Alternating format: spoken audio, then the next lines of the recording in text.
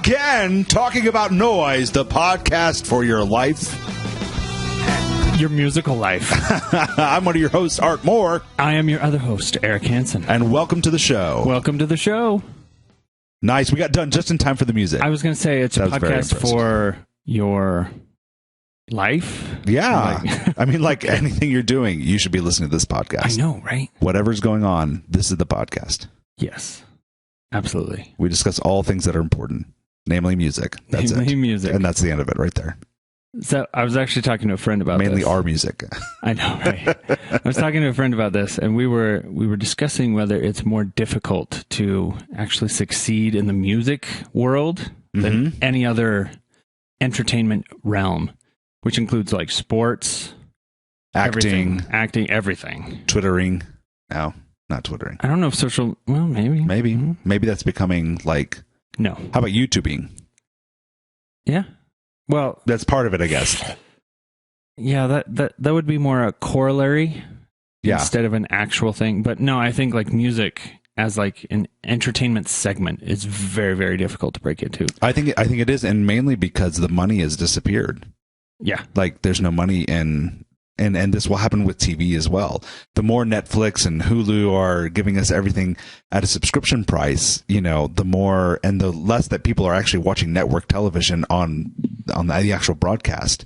You know, those are serious advertising dollars that are being lost, and everyone's going to have to come up with new revenue things, including musicians. Yeah. Well, I wouldn't say that there's a lack of musicians, though. I would say, if anything, there are more musicians than ever before. I would agree with that. There's just no money in that. There's just not a lot of money to be had for. Which I also think it's because we're competing for all entertainment dollars, right? Yeah, there's all a competition for everything. Yep. There's am I going to buy an album or am I going to buy a blockbuster movie? Oh, people aren't even buying movies Amazon anymore. It's am I going to buy the video game? Or am I going to buy... There's still a large population out there buying movies. Whatever. Yep. Whatever, man. Nope, it's happening. But it's I'm pretty sure you don't know what you're talking about in this Whatever. instance. Whatever. No one's buying movies. So, they are most definitely buying movies en masse. Anyway, as far as music goes, this week I started my drum finger practice. Finger drums. That's right. You have decided to become the best fake drummer of all time. Okay, so get this. It's pretty cool. So I'm borrowing a 16-pad touchpad, okay? It's got these little square touchpads, and they're touch sensitive, right? The harder you hit them, the harder the note hits. Okay. Right? And so if you hit it soft, like the kick drum will hit really soft. If you hit it hard, you know, it's a hard snare drum. Right. So I checked it out online. I mean, there are hundreds of YouTube channels dedicated to this. I kid you not. Like, this is its own cottage industry. This is interesting. Really cool. You have to post one of the videos up on the show notes. Okay. That'll be cool. Because I think this is valuable. I mean, like, whether you have a touch-sensitive drum pad or you're doing it on your touch-sensitive keyboard, you know, I think there's value in it. Well, yeah, a keyboard would be fine if that's what you're used to. See, if I'm not used to that. That's not my thing. And so that's why I decided to go with the touchpad. A lot of times it's more about what you have, right? than it is, you know. Oh, no, absolutely. So, yeah. I would prefer a drum pad. I subscribe to this. You know, I'm not going to go buy one. Yeah, I have a drum set, and I play drums. Exactly. So there's this YouTube channel called Pad Bangers, and they have like weekly exercises. You know, like nice how to add a 16th note drum into your thing. You know, where to place your fingers. I tell you, there are probably a million different ways on how to set up your drum pad. That is cool. But I was kind of thinking maybe I'll set up maybe like some articles or something and show how I've done it. Yeah, for sure. What my little adventure is like. Yeah, you have to take some video. I'm horrible right now. I was just sitting there. So I started playing AC/DC songs. I'm like, I'm going to try and play along to AC/DC. Right. AC/DC. You know, because they have probably the most basic drum beats. Yeah. And I'm just like... Just the classic ones. I'm like, man, I'm horrible. But by the end, I started getting it. I'm starting to get it. So I'm going to go after today. I'm going to go back and practice some more. That sounds awesome. But there are some DJs that they show some of their stuff online on YouTube. They're amazing. They're just working it, huh? Yeah, there's this one DJ that specifically does tutorials for Machine. which is the native instruments. It comes with a touchpad, right? But it's a full MIDI touchpad, an entire sound library system. The thing is $1,000, or you can buy like the half version, which is like $600. And the thing is massive. That's also the name of a program. Another one of their synths. Massive. It is nuts. So there's this guy that does these tutorials, and he's so good. He'll just, you look at his fingers and you're like, there's no way he can move that fast, but he does. He could fool any drummer, I bet anything. Wow. Like, he could play on any track, and you could be like, oh, that drummer's awesome. And then he'd come out behind the curtains and be like, haha. With the drum pad strapped to his tummy. With the strap to his chest. And he's like, I fooled you. Yep. That's my goal. I want to get to that point. Yeah. So I want to be the guy in the back behind the curtains and just like hitting the touchpads. And I jump out and I'm like, suckers. What's up? Wearable tech. Yo.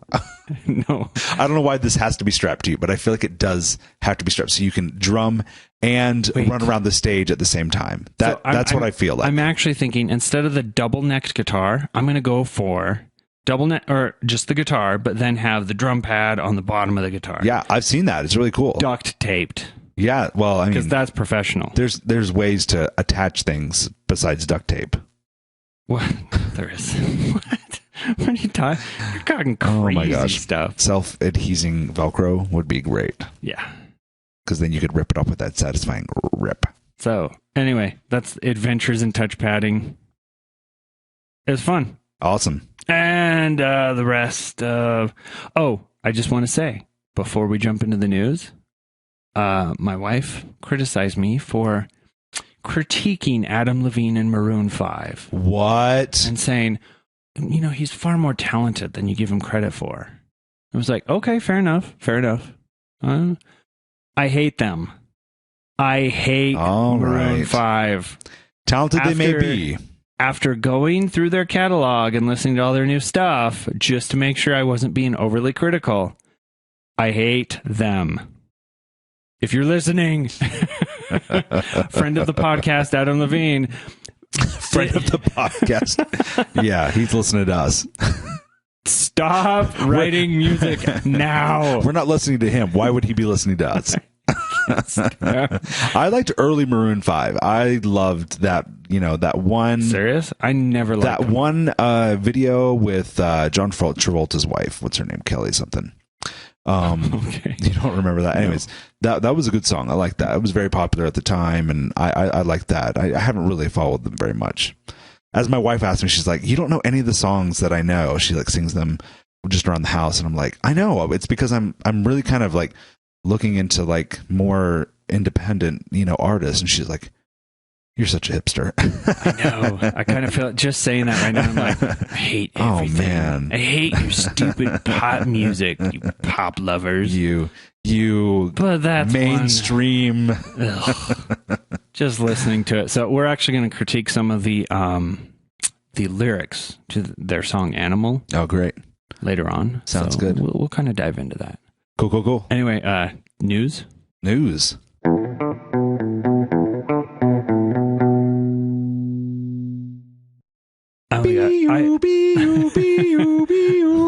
is the Kanye Watch 2015. Oh, okay. Where every week we make fun of Kanye for something stupid he's done this week. Awesome. All right. Give us the Kanye Watch. Because apparently he's always doing something stupid. This may be a regular segment. This may fall flat on its face. But so Kanye, of course, or we may get sued. We may get sued. A cease and desist order from Kanye. That would be amazing. And we would put that on the website as a badge of honor. I know. And then he'd be like, "How dare you criticize me? I'm the voice of a generation. I'm the voice of a generation. Yes, but nobody understands what you're saying." Anyway, what's the Kanye Watch? So Kanye had to come back, and on Twitter he had to apologize, which is hilarious. For what? He apologized to Beck. Oh. For telling him that he should have given his Grammy to Beyonce after he won. Was it a real apology, or is it one of those, "I'm sorry that people were offended and won't stop bugging me"? Well, he issued two apologies. Okay. The first one was to Beck. "I would like to publicly apologize to Beck. I'm sorry, Beck." That was it. That's like the minimum of an apology. This is the kind of apology my sons do after they have beat upon each other. That's not an apology. That's one of those. Milo, my PR I'm sorry, guy. brother. I'm sorry that I hit you and that you cried about it. Yeah, exactly. That's what it is. But Beck didn't. Beck's cool. He didn't. Yeah, he doesn't care. He didn't care about it. Then he went on to publicly apologize Bruno Mars. I didn't even know he hated Bruno Mars, but he does. I used to hate on him, but I really respect what he does as an artist. All right. Okay, Kanye. Whatever. Nobody's listening. Nobody cares. Okay. We all knew that Bruno Mars was amazing. Like Super Bowl last year. Hello, that was amazing. Boy, you better not tell that to some of my Facebook friends. They hate him. Really? Oh, why? Hate Bruno Uptown Mars. Funk is amazing. Okay, I have a funny story with about Mark that. Ruffalo.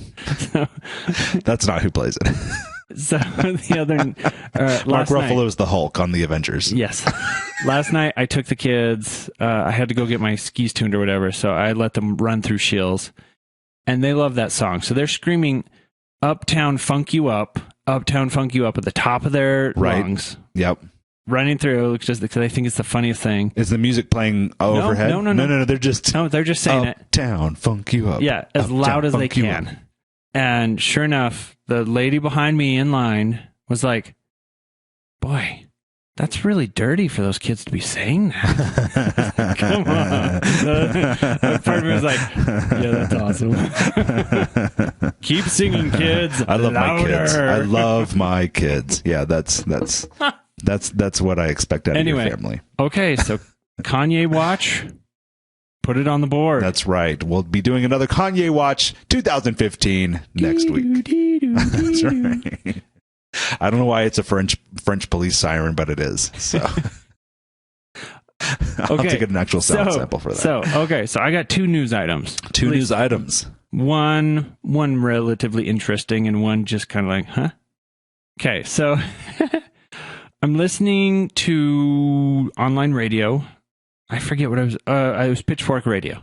Okay. Just listening to it, and the song comes on, and it's a super poppy song, and I'm like, this sounds like Scarlett Johansson. I look it up. Sure enough, she's formed a band, and it's supposed to be like super pop. And wow, she released this song called Sugar. It's horrible. Is it bad? It's absolutely horrible. But the name of the band she's formed is called The Singles. Problem being, that name has been taken for over 16 years. Oh no! By a band in L.A. Named what's the name of the band? The Singles. I'm just kidding. Art. The band name is The Singles. So what's happening? Are they ceasing and desisting? Yeah. So he filed a cease and desist order against Scarlett Johansson. Yeah. So he was like, I wake up. They're on the internet, right? Yeah. They're like, everywhere. And he's like, I wake up one morning and all of a sudden all my stuff is taken down and her band image and logo, everything is everywhere.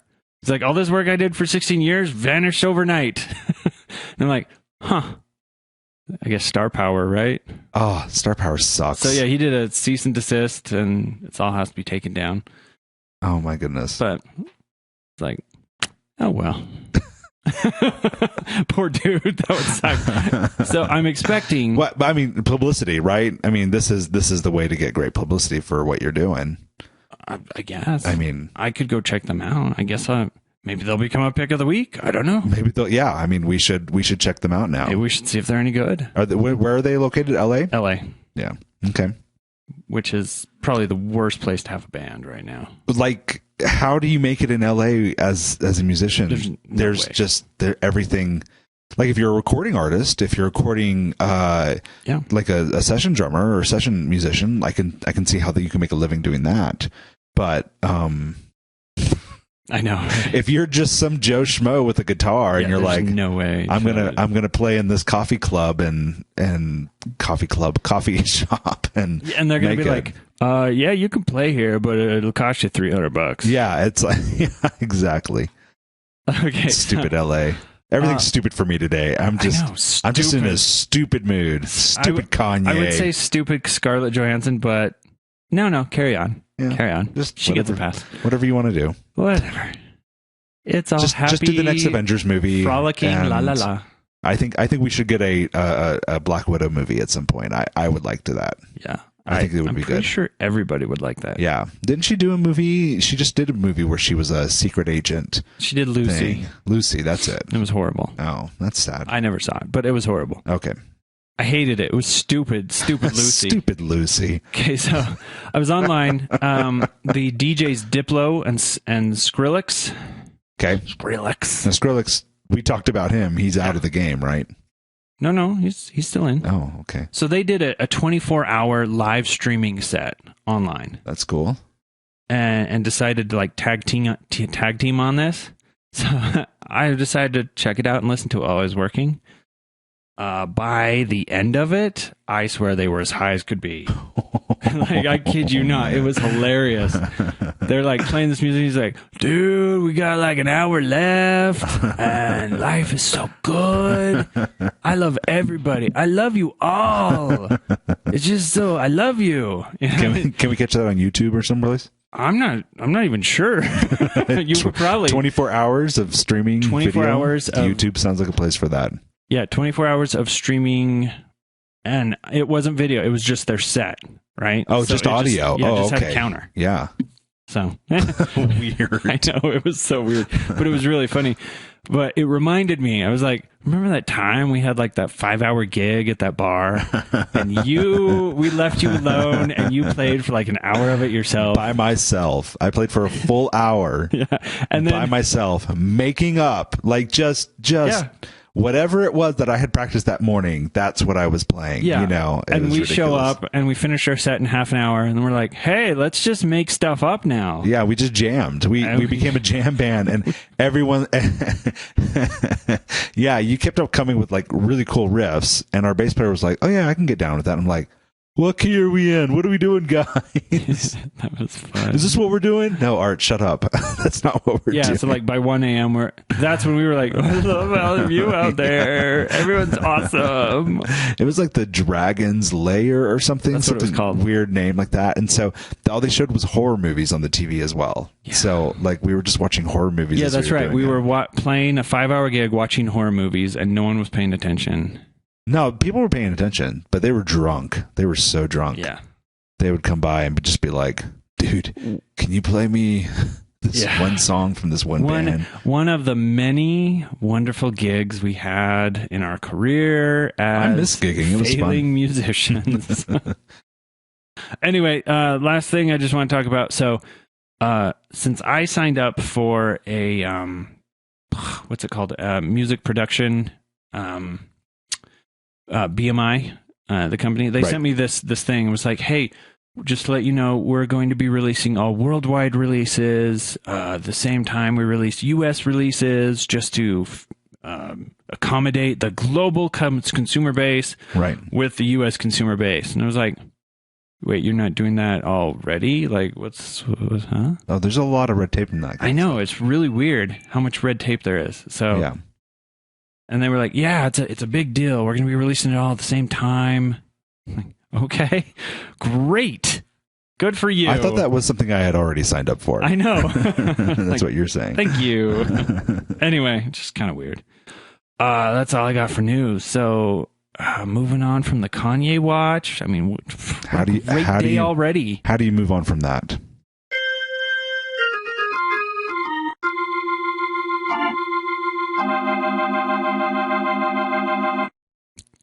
Hey, Art, how would you like to have a songwriting segment? I would love to talk about writing lyrics. Do you have anything to do with writing lyrics? I do, actually. How did you know that? I don't know. I struggle with writing lyrics. It's like you stole my show notes. No. I this is my own personal issues, not related to what you've prepared for today. Good news. I got you covered. We are going to do a 5-part series on writing lyrics. Nice. 5 weeks of writing lyrics. 5 weeks of writing lyrics, starting now. Everybody, starting now. Okay. On your mark, get set, go. And another countdown. So I took this from my old vault. So this is back when I was a member of Taxi. So I took this. So this is when I was in college. So this is a while ago. I still find it's pretty relevant and it's pretty cool. There's a lot of good stuff. So here we go. Are you ready? Yes. Okay. So this is from an artist, a writer named Sam Inglis. And he goes on and talks about, some steps on approaching lyrics, and maybe some alternative ideas on how to approach lyrics. So one of the very first steps that he discusses is to ask a simple question. Why am I writing these lyrics? And it's actually a good question to ask. So I'm going to quote the article. Just one second. Here we go. Quote, some write words to their songs because they have ideas, opinions, or stories that they want to be heard by an audience, or because they want to make their audience feel particular emotions, or because they want their audience to identify with them. Others write words because it's conventional for the style of music in which they're working to have lyrics, or because the human voice is an important musical instrument in that style, and it needs to have some words to sing. So, just to encapsulate, sometimes there's a purpose behind a song, and sometimes you're just making crap up to just fit the song. Yeah, because the human voice is an instrument. It's an instrument, and you're like, has to have content. Yeah, I kind of like it. What should we write? I don't know. Just write whatever. Right. I can play the trumpet and just play. Yeah, and I don't have to think to the next level of what does this mean right now in this moment. Exactly. So when you ask the question, why am I writing these lyrics? That will actually give you a really good idea of where to start. So we're going to approach this from the point of view that, let's say that you're working on something with a lyrical hook. Okay. We talked about a hook last week. So check out the podcast last week if you want to know what a hook is. Now, if we're going to work from the point of view of having a lyrical hook, typically you'll have the hook, you'll have some kind of phrase in your mind, and then what you want to do is work backwards from there. Now, if you don't have a lyrical hook or anything like that, you're going the opposite direction. What you're working from is from the instruments upwards, okay? And what you're saying is, okay, I have an emotional idea of what I want this song to be. We're going to start there. And so you can approach it from these two different directions. You can say, okay, I have a lyrical idea. I have a lyrical expression that I want. I'm going to go from there. Or I have this music that gives me some type of emotion. I'm going to go from there. Make sense so far? Okay. If you don't have a lyrical hook, then you have some emotional decisions regarding the direction of the music. So first off, let me define a musical hook or a lyrical hook. It has to fit with the music in terms of rhythm and melody. It also has to fit with the music in terms of mood. Secondly, it has to form a pleasing sequence of sounds when sung or spoken. And thirdly, the meaning of the phrase has to engage the listener. Okay, so an example of this would be baby, baby, baby, oh, right? Would that be an example? Yeah, that's a lyrical hook. Unfortunately, that's a lyrical hook. Okay. But some of the songs we used last week, right? Right. Take Me Down to the Paradise City where the grass is green and the girls are pretty.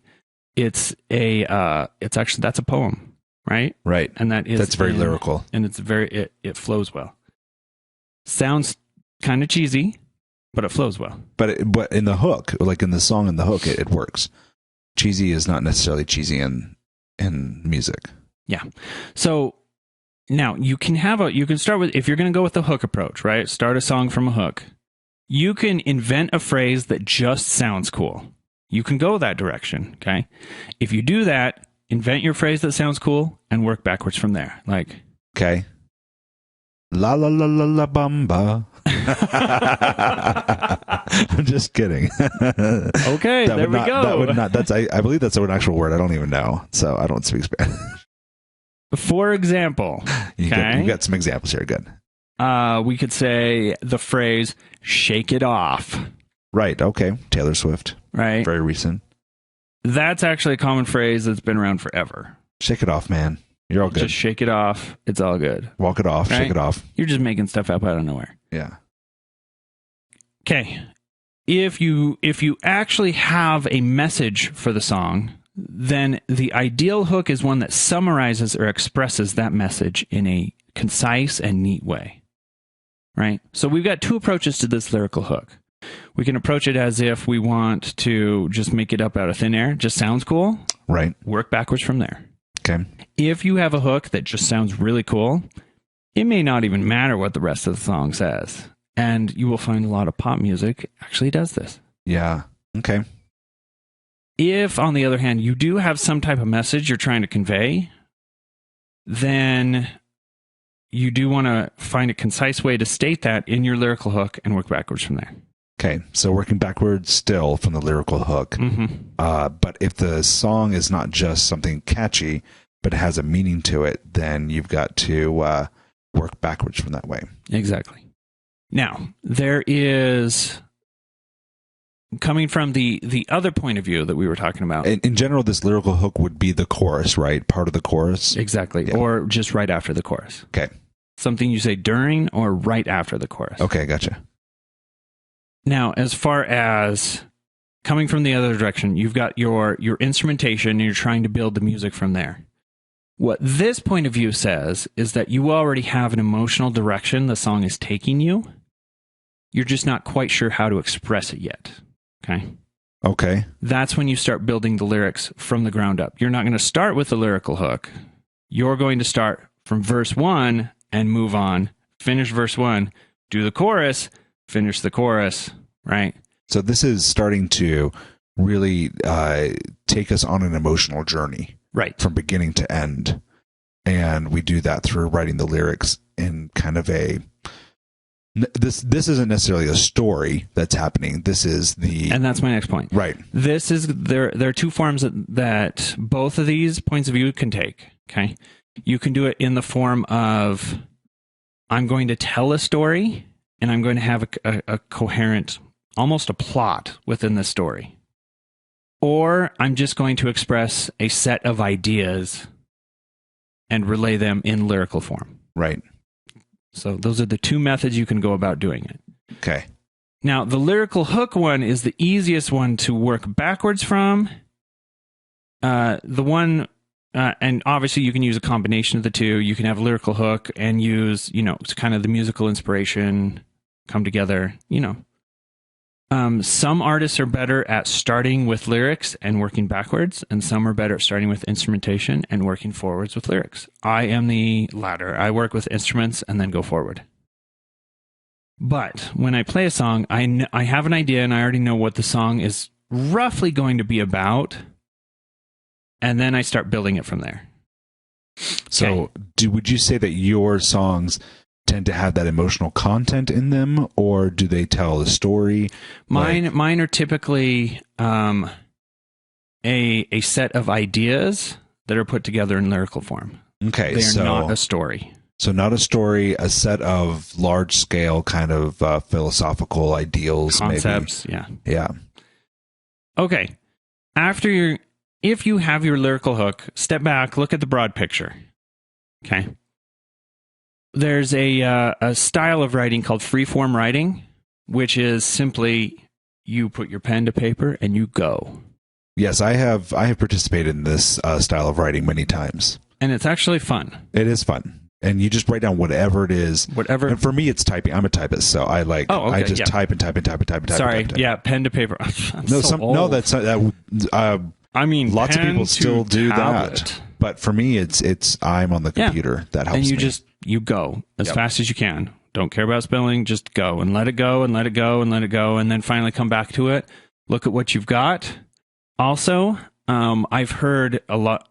Well, not a lot, but I've heard some artists, they will play their instrumentation, play their music in the background while they're doing freeform writing because they've got this emotional idea.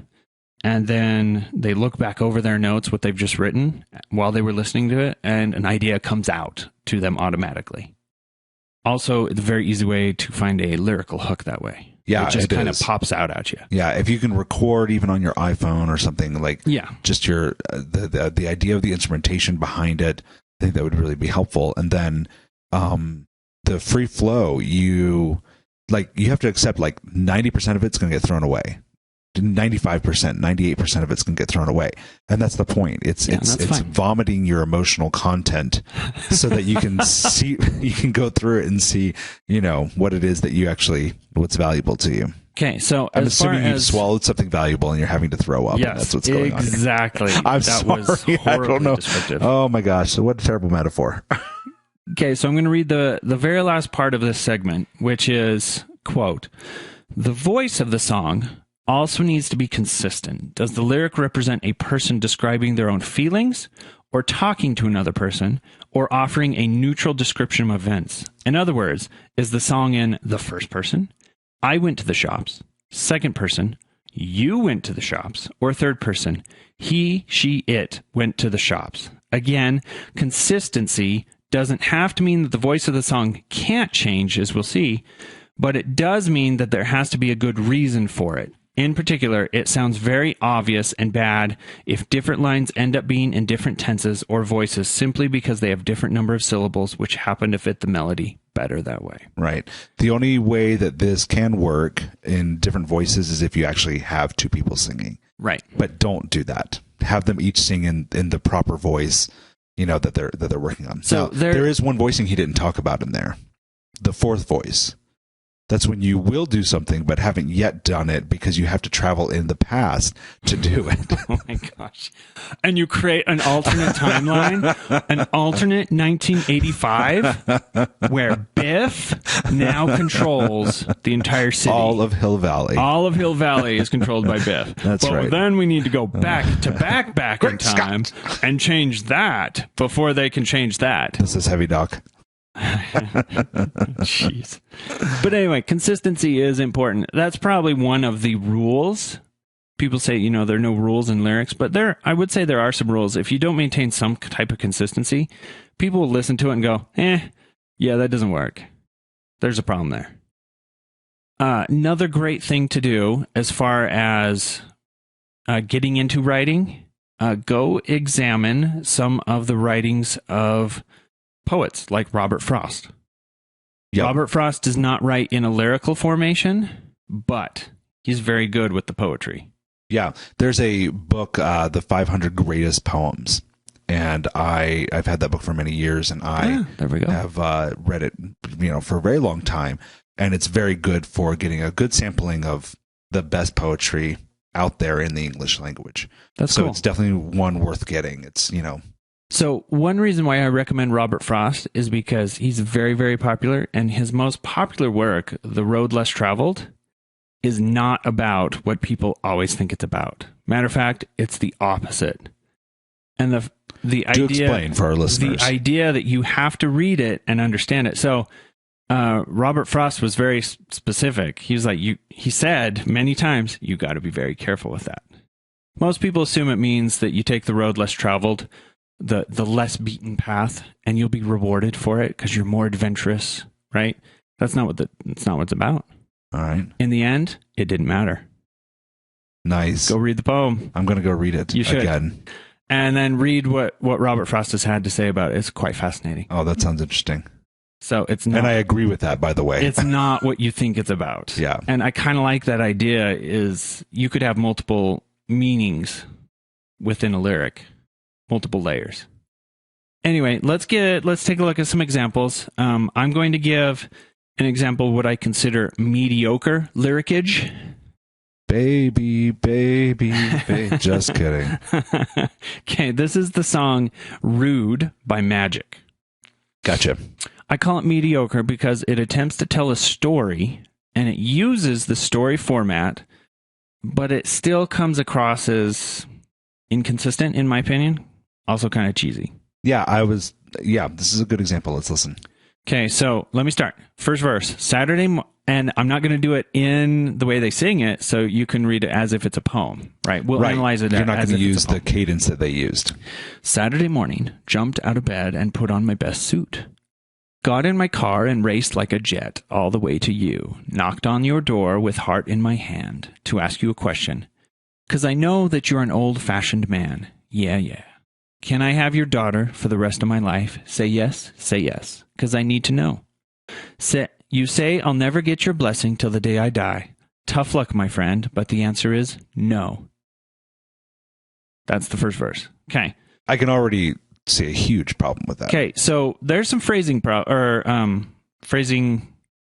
Did I say that right?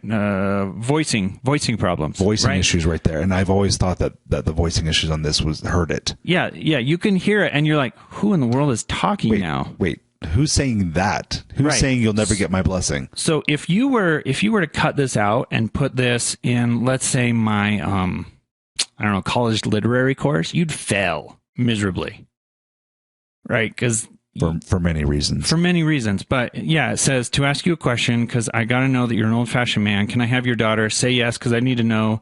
You say, I'll never get your blessing. Tough luck, my friend. The answer is no.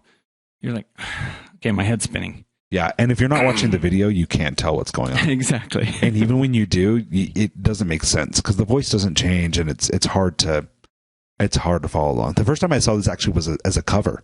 I didn't even see. You didn't see magic. The original? I didn't see the original, and you were probably better for it.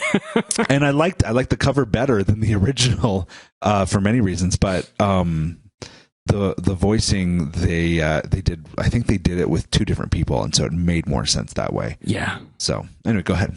Okay, so the chorus. Why you got to be so rude? Don't you know I'm human too? Why you got to be so rude? I'm going to marry her anyway. Okay, so rude and two is a slant rhyme. So I'll let it pass. That works. And then why you got to be so rude? I'm going to marry her anyway. It actually works in the stanza. Then they jump into marry that girl, marry her anyway, marry that girl. Yeah, no matter what you say, marry that girl. Right? There it is again. Yeah, no matter what you say, no matter who, what? Right? Okay. And we'll be family. Why you gotta be so rude? I hate to do this. You leave no choice. Can't live without her. Love me or hate me. We will be boys. So the other part of me is like, okay, if you were just going to marry her anyway, why the heck are you even bothering to ask? Well, you're going to be a jerk about it. Go be a jerk about it, right? Yeah. Go full jerk. Don't go half jerk. Well, and I think this is a little bit of the issue I have with the song is that he went from being respectful to full jerk literally within like two sentences. 2 sentences. I mean, you're like, well, F you then. I'm just going to do whatever the heck I want. It's like, I don't know. So a lot of phrasing problems. I think this story he's trying to convey is okay. I'm okay with the story. There's some phrasing, some voicing problems, and it's just a little cheesy. Some of the rhyming schemes, I don't know. Well, and I think the interesting thing is let's go back and kind of deconstruct this a little bit. Is this a story? Is this an emotional response? Is this a song that has a hook that starts with the emotional response? You know, how does this fit into what we've been talking about? For me, it's the hook. Why you gotta be so rude? Yeah, that hook is very strong, and so just that idea, and it feels also, like marry that girl, marry her anyway would be considered a lyrical hook. Yeah, because they repeat it over and over. Right. Both of those things I think are part of the hook, or they're two different hooks, or I'm not sure how to categorize that. I'm not really good at that. So why you gotta be so rude? I don't think technically would be the hook in the song. Okay, it would be catchy. Right. It's a catchy phrase. But marry that girl, marry her anyway would be your lyrical hook. Because it's at the end of the chorus. And because they repeat it so many times. Okay. So either way, you know, that hook kind of chorus thing, I feel like that probably was written first. And then they went back and had to construct a story around it. Actually, I think you are right. That to me seems the most plausible. Yeah. Now, it's very much like any kind of diet you may go on, and they come up with the diet, and then they have to actually create a story behind it. You know, like they've got the paleo diet, and they're like, well, this is how we ate as you know, man cave people and stuff. And so, you know, anytime that you have to create the story around it, sometimes that's a hard thing to do to make it sell. Yeah. I don't know why I brought the diet thing. That just really bugs me. Yeah, it's okay. Diet, yeah. All Sorry. right. Go ahead. So anyway, I'll give it a mediocre. I'm not going to hate it. Yeah. I'm just mediocre. Okay, I'm lukewarm on that We one. can see the issues with it, but it's still a fun song to listen to and sing. I like the hook. I can't stand the song. Like every time I hear it, I just want to involuntarily throw something at people. Marry that girl, marry her anyway. Okay, we're moving on to Maroon 5. The song is called Animal. If I have not appropriately expressed my disdain for this band, let me express it again. Okay, here's the song. Here are the lyrics. Just looking at it makes me want to laugh. Baby, I'm praying on you tonight. Praying, as in an animal would pray. Not EY, not AY. Yes, not praying to a god. Okay. Baby, I'm praying on you tonight. Hunt you down, eat you alive, just like animals. Animals, like animals. Moles. Maybe you think you can hide. I can smell your scent from miles, just like animals. Animals. Animals. Oh, okay. Sorry, I just threw up in my mouth. Continue on. So, what you trying to do to me is like we can't stop. We're enemies. But we get along when I'm inside you. You're like a drug that's killing me. I cut you out entirely, but I get so high when I'm inside you. Ugh. Anyway, let me continue on. Baby, I'm preying on you tonight. Hunt you down, eat you alive, just like animals.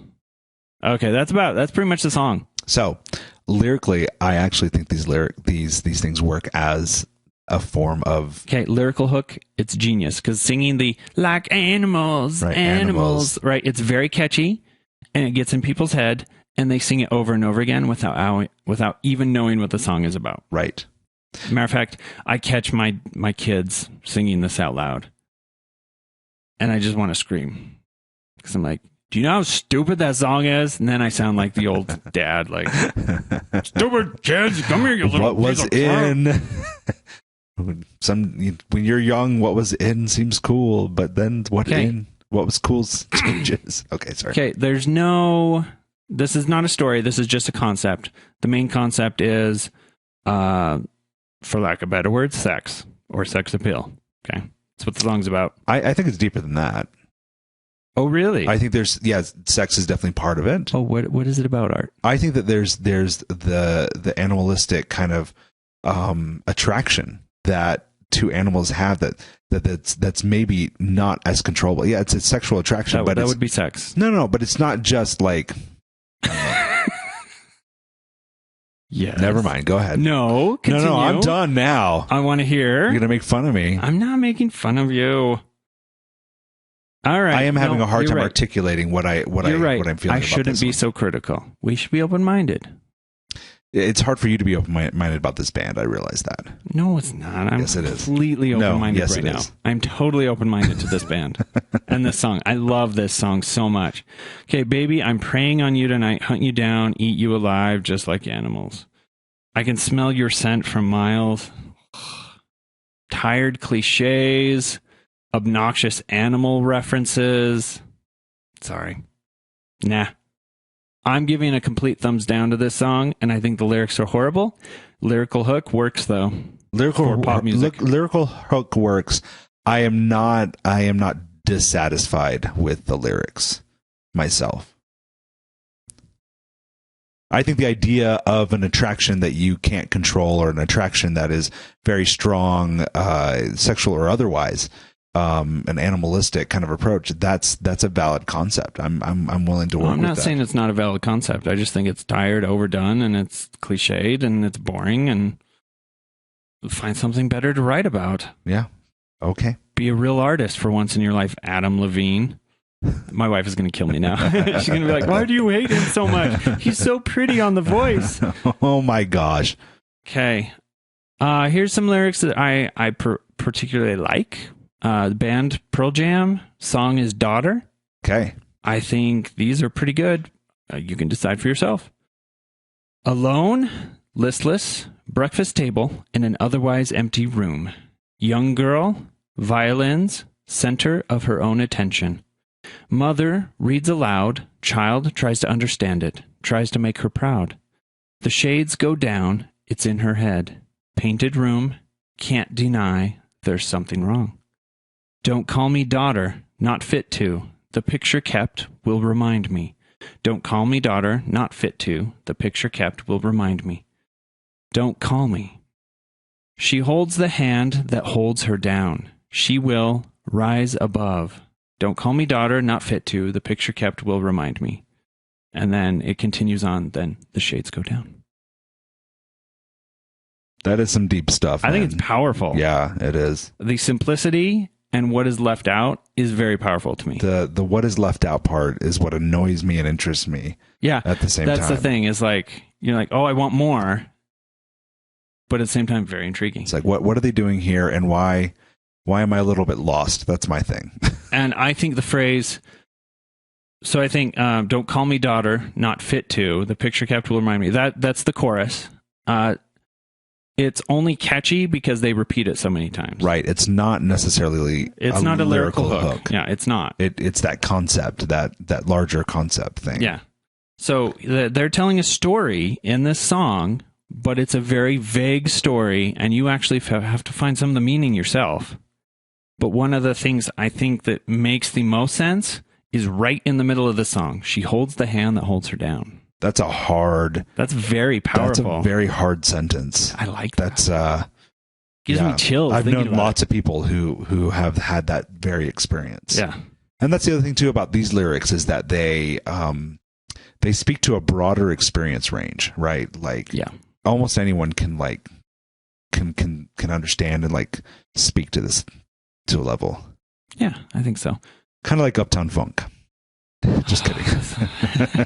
Maybe we'll analyze Uptown Funk next week. Just for you, Art. Oh man, I love that song so much. I know I shouldn't, but I just do. It's so amazing. Anyway, okay, so that's the beginning of working on lyrics, lyrical hooks. I've learned so much. Working on stories, freeform writing, just some ideas, songwriting, no more Kanye watch, and we're moving on.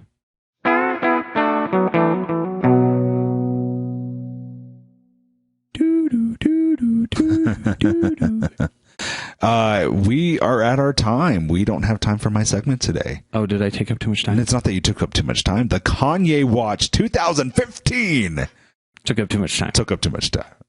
Okay. So I will bring my segment next week. It's about EQ. It's about how getting your vocals to fit in with the band. Okay, well, can be next week let's do yours, EQ. and then we'll do my songwriting. I think we'll have time for it all. I mean, okay. I'm not worried. We'll do 2 segments next week, and it'll all work out. Okay. Well, all right. Let's talk about our picks of the week. Okay. So, per a suggestion, we're going to include tiny clips from our picks of the week, so that way you'll get a small sampling, a taste, and want to go research on the Webitudes and find it for yourself. Did you just say Webitudes? Webitudes. That's pretty awesome. So I believe you are going to start with your pick of the week, Art.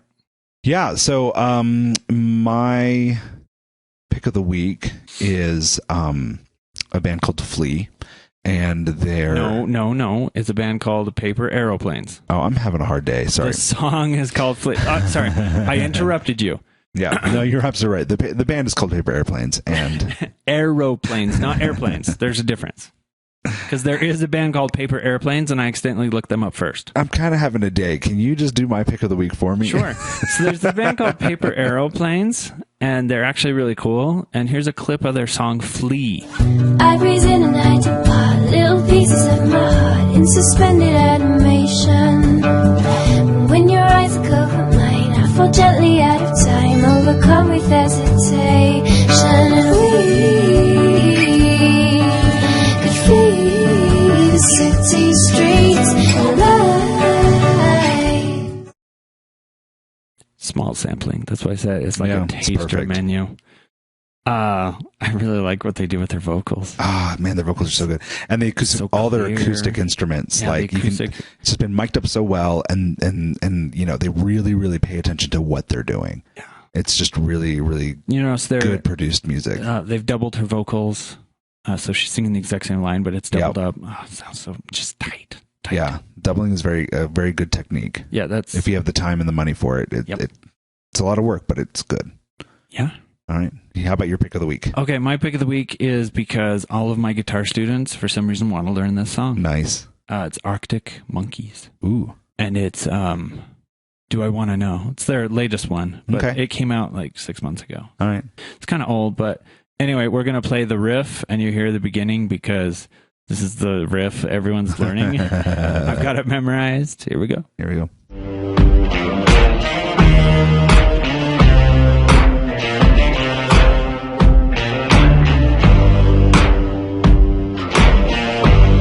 Have you got color in your cheeks? Do you ever get that feel that you can't shift, the tide that sticks around like summer? Once again, another small sampling. Yeah, I love how that riff just like it doesn't, it's just not quite there, but it is. Like there's that one hesitation that's not quite in time. What? I'll go back and listen to it. I mean, Okay. it's good. I like it a lot. I like how it kind of warps out of time a little bit on that one. So I've decided I hate the Arctic Monkeys because they're so cool. I wish I was them. Because they're so hate is good. gonna hate. No. This isn't hate. This is jealousy. Just pure jealousy. Because I love them. They're awesome. All right, man. So Cool. great song. Now, as opposed to other groups that I hate. Kanye, we're looking at you. Kanye, watch. 2015. May the Kanye be with you. All right. Well, thanks for listening to our show. Thank you. And you can find us on talkingaboutnoise.blogspot.com. Email us at talkingaboutnoise@gmail.com. And you can follow me on Twitter at ARE20. No, at AERT30. And Eric is at I Am the Swoop.